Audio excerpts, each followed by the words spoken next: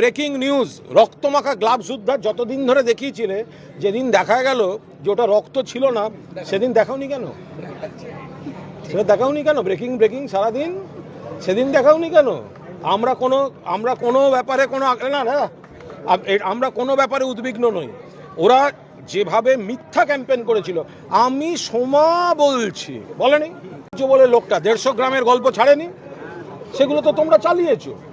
তো যখন যখন ধরা পড়েছে, বিচার হচ্ছে, তোমরা বলছো ন্যায় বিচারের দাবিতে পথে নামছেন। তো মিডিয়া বলছে না, ন্যায় বিচার 3টে court, trial court, high court, supreme court, তারপরে এরা বলছে ন্যায় বিচার হচ্ছে না। এটা কোনো কথা হতে পারে?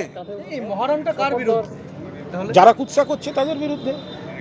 এই বিজেপি অতৃপ্ত আত্মা, এই যে বাবা মাকে নিয়ে নামাচ্ছে, ঠিক আছে, বাবা মার প্রতি পূর্ণ শ্রদ্ধা, সম্মান, সহানুভূতি, সহমর্মিতা আছে, কিন্তু তাদের যে রাজনৈতিকভাবে ব্যবহার করছে, সেগুলো দিয়ে যে কুৎসা করছে।